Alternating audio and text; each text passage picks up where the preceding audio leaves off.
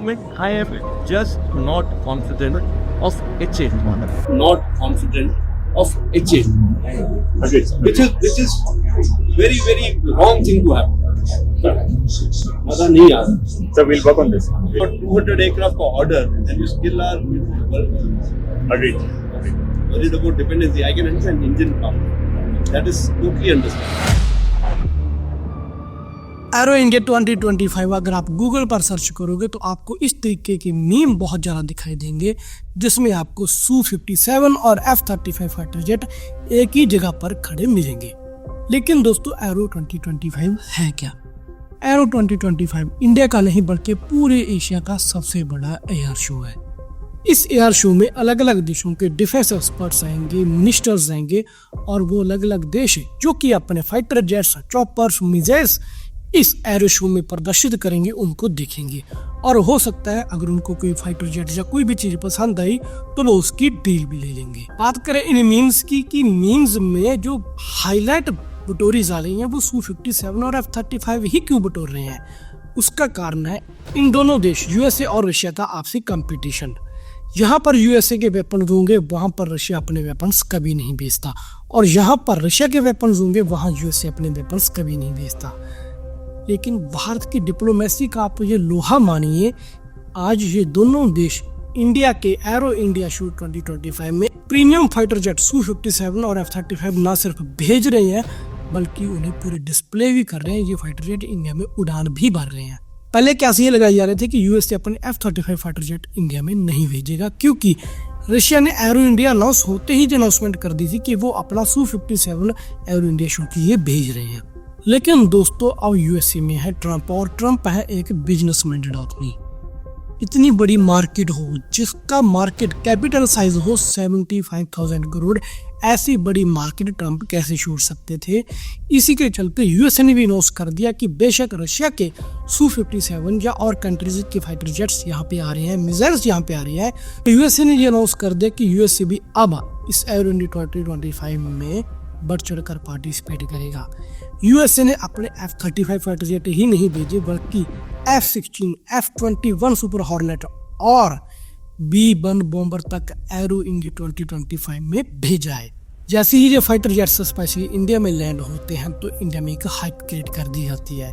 जैसे ही Su-57 India में land हुआ और उसने अपनी पहली उड़ान इंडिया के अंदर भरी, रशियन मीडिया की तरफ से इस क्लिप को इतना ज़्यादा वायरल कर दिया गया, इतना प्रमोट कर दिया गया, पूरे इंडिया में इस चीज़ का शोर हो गया कि Russia Su-57 stealth fighter jet अब इंडिया में आ चुका है. जब यही चीज़ यूएसए ने नोटिस करी तो यूएसए ने भी सेम यही चीज़ करना शुरू कर दिया, F-35 को प्रमोट करना शुरू कर दिया इंडिया में, ताकि जो इंडियन पॉपुलेशन है खासतौर पर उनका ट्रस्ट यूएसए के लिए बिल्डअप हो. देखो, अगर कोई सरकार कोई वेपन लेती है तो उसके पीछे जो वहाँ के रहने वाले लोग हैं उनके ट्रस्ट इश्यूज भी काफ़ी ज़्यादा मैटर करते हैं. हम यूएसए के ऊपर उतना भरोसा नहीं करते जितना रशिया के ऊपर करते हैं. आज तक हमने मोस्टली जितने वेपन्स लिए हैं वो रशियन ही लिए हैं. इसीलिए ये कंसीडर भी किया जा रहा था कि इंडिया हो सकता है F-35 के कंपैरिजन Su-57 को चूज कर ले. इसके और भी रीजन थे. एक तो बड़ा रीजन था Su-57 की कीमत. Su-57 आज की डेट में इंडिया को 40 to 45 बिलियन डॉलर्स की कीमत में मिल जाएगा. वहीं बात करें अगर हम F-35 की तो उसकी आज जो कीमत है वो है $100 बिलियन. लेकिन यूएसए की जो लॉकहीड मार्टिन कंपनी है जिसने F-35 को बनाया, उन्होंने अपने प्रोडक्शन रेंज इतनी ज़्यादा एक्सटेंड कर दी कि अब F-35 की कीमत कम होकर $80 to 85 रह गई. तो अब ऐसा तो है नहीं कि हमें कोई एक दो फाइटर जेट चाहिए, हमें चाहिए होगी पूरी फ्लीट. कम से कम हमें, अगर हमने चाइना और पाकिस्तान की तरफ से जो हमारा टू फ्रंट वॉर सिनेरियो बदल रहा है या फिर बांग्लादेश के साथ हमारे रिश्ते खराब हो रहे हैं, इस सबको टैकल करना है, तो हमें कम से कम 36 से 42 की संख्या में मिनिमम बता रहा हूँ मैं आपको, stealth fighter jet in India चाहिए ही चाहिए होंगे. रशिया ने Su-57 का ऑफर इंडिया को तो दिया ही दिया था. एक अपनी मिसाइल जो उनकी air to air long range missile है, R-30 नाम की मिसाइल इंडिया को ऑफर कर डाली. अब आप बोलोगे कि इंडिया को एयर टू एयर मिसाइल का क्या जरूरत है, हमारे पास अपनी अस्त्रा मिसाइल है ना.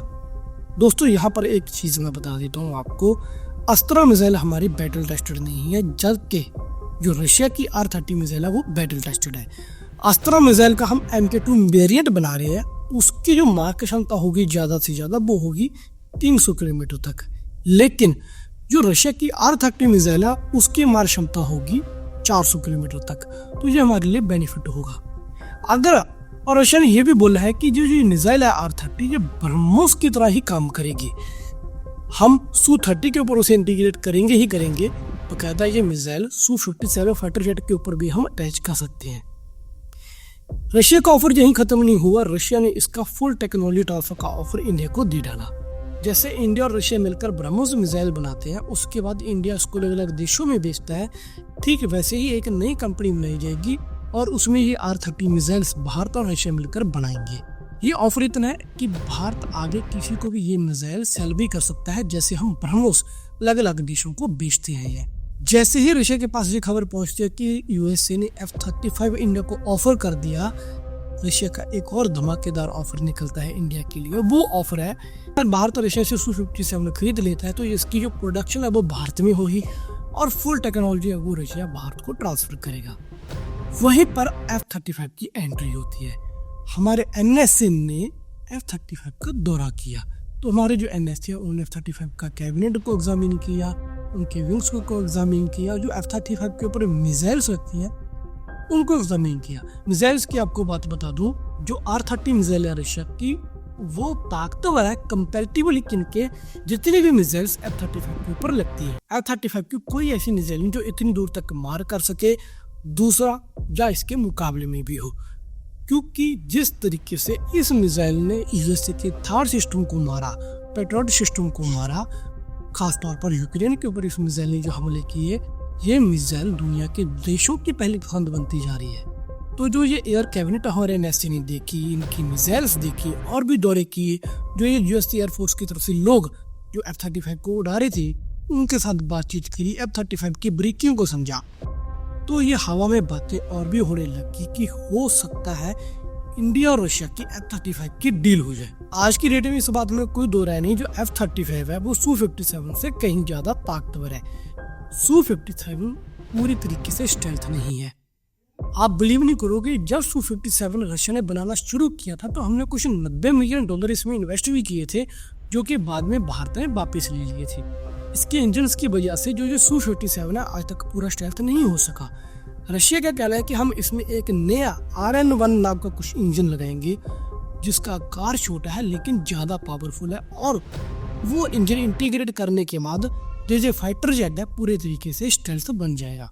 लेकिन जब तक वो इंजन इस Su-57 में लगेगा तब तक 2-2.5 साल बीत जाएंगे, तब तक हमारा एल्का का प्रोटोटाइप भी आ जाएगा। तो हमारे लिए इस बात में क्या बेनिफिट है? और जाहिर सी बात है इंडिया इसमें कोई इन्वेस्टमेंट अभी के लिए तो मेरे ख्याल में नहीं करेगा जब तक ये Su-57 स्टेल्थ नहीं बन जाता। अगर Su-57 स्टेल्थ बनेगा तो यकीन मानिए F-35 भी Su-57 का मुकाबला नहीं कर सकेगा। दूसरी तरफ बात करें F-35 की, वो भी बैटल टेस्टेड है, फुली स्टेल्थ फाइटर जेट है। आज की डेट में 5th जनरेशन फाइटर जेट इसके मुकाबले में कोई भी नहीं है। लेकिन F-35 को खरीदने के पीछे कि पेज बड़ा फंसा हुआ है। F-35 का हमें टेक्नोलॉजी ट्रांसफर नहीं मिल सकता। इसी के चलते जो हम MRF से डील कर रहे थे इंडिया की, जिसके तहत हमने 114 फाइटर जेट खरीदने हैं जिसमें ये स्टेल्थ फाइटर जेट भी शामिल है, उस डील से ये बाहर ऑलरेडी हो चुका है। और यूएसए का भी यही कहना है कि MRF डील के अंडर F-35 वो भारत को सेल नहीं कर सकते, क्योंकि भारत की शर्त ही यही है जितने भी फाइटर जेट हम MRF डील के तहत खरीदेंगे वो सारे के सारे जेट्स का टेक्नोलॉजी ट्रांसफर इंडिया को चाहिए। यूएसए ऐसा कभी नहीं कर सकता। हाँ, उनका कहना है कि हम फुली टेक्नोलॉजी नहीं दे सकते, लेकिन कुछ पार्ट टेक्नोलॉजी के हम आपको देंगे, और F-35 की 50-60% टेक्नोलॉजी को इंडिया को दे भी सकते हैं। लेकिन दोस्तों पेच वही फंसेगा कीमत पर। अगर हमने 40 स्टेल्थ फाइटर जेट खरीदने हैं, Su-57 खरीदें या फिर F-35 खरीदें, तो ये बिलियंस ऑफ डॉलर का जो झटका है इंडिया को लगने वाला है। यही वजह है मैं अपनी हर वीडियो में हमारे एमका की बात करता हूँ कि हमें एमका जल्दी चाहिए, लेकिन वो नहीं आ रहा। अब F-35 बनाने वाली कंपनी ने एक ऑफर भारत के सामने रखा है कि F-35 हम भारत को बेचने के लिए तैयार हैं। ये ऑफिशियली ऑन रिकॉर्ड बात हो गई है, लेकिन ये डील होगी गवर्नमेंट टू गवर्नमेंट डील। जैसे हमने फ्रांस के साथ राफेल की डील करी थी गवर्नमेंट टू गवर्नमेंट, ये डील वैसे ही जल्दी से जल्दी करनी होगी। जिसमें यूएसए की सरकार बैठेगी, भारत सरकार बैठेगी। अभी हमारे मोदी साहब वहाँ पे गए हैं, तो इधर एनएससी ने F-35 का जो दौरा किया है, कैबिनेट्स वगैरह देखी है, तो हो सकता है कि F-35 को लेकर कोई बातचीत जरूर हो। कोई कैसे कहते हैं ना, सीक्रेट डील इसकी बात कोई ना कोई हो सकती है। हमने इसी एरो इंडिया 2025 में हमारा एनका भी डिस्प्ले किया है, उसका प्रोटोटाइप शोकेस किया है। हालांकि ये फुली वेपनाइज्ड नहीं है, फुली जो वेपन्स इसमें लगेंगे, मिसाइल्स लगेंगे, वो इसमें शोकेस नहीं किए गए। जी पर एक बॉडी से हमें दिखा के शो कर दी इसमें। तो अब एनका के जो बनाने वाले मेन चेयरमैन लगा लो, जो लीडर्स हैं जो बना रहे हैं, जिनकी ये ड्यूटी एनका बनाने की, उनका कहना है कि हम 2028 तक एनका बना लेंगे और 2035 तक एनका एयरफोर्स में इंडक्ट होना शुरू हो जाएगा। तो हम बेवकूफ़ रहे, जहाँ तो ये मैं समझ लूँ यही वजह है कि हमें Su-57 और F-35 खरीदने पड़ रहे हैं, क्योंकि चाइना ने already 6th generation fighter jet test कर दिया, उड़ा डाला है। जब तक एनका आएगा दुनिया 8वीं पीढ़ी का फाइटर जेट बना रही होगी, 7वीं का नहीं। तो इस सवाल को काउंटर करते हुए उन्होंने कहा कि जो ये हमारा एनका है वो 5th जनरेशन भी होगा। इसी के साथ हम 6th जनरेशन के ऊपर भी काम कर रहे हैं। एनका का ही जो अगला वर्जन आएगा वो 6th जनरेशन होगा। खैर मैं इस बात से टोटली सेटिस्फाइड नहीं हूँ। उसका रीजन है हमारे एयरफोर्स चीफ की ये स्टेटमेंट। जैसे ही हमारे एयरफोर्स चीफ ने एरो इंडिया 2025 में हमारा तेजस फाइटर जेट उड़ाया, उनके बाद उनका रिस्पॉन्स कैसा था आप खुद देखिए। Moment, I am just not confident of H8. Agreed. Worried about dependency. I can understand engine part. That is totally understandable. We never pushed, but now also we just ordering 99. No order. When you know that in the life of the aircraft, you need almost 2 engines per aircraft from aircraft 3. So 2.5 is what we go by. This should be ordering that many. You put the airforce खरीदेगा. Certain rates. Are putting effort. Or maybe everybody is putting effort in their own silo and the overall things are not working out. I don't know what. Something has to change, some drastic change. And it's like, that magic band होती चाहिए, ऐसे करके everything gets aligned and now something like that. Million of individuals. Every individual decides that we have to do it. I think the system has to change. And rules and regulations is something where you are an industry. You can always make your own. Up to a certain point, as far as financial rules are concerned, we have to take for 200 aircraft per order, and you still are Agreed. worried about dependency. I can understand engine part. That is totally understandable. Not confident of H8, Agreed. which is very very wrong thing to happen.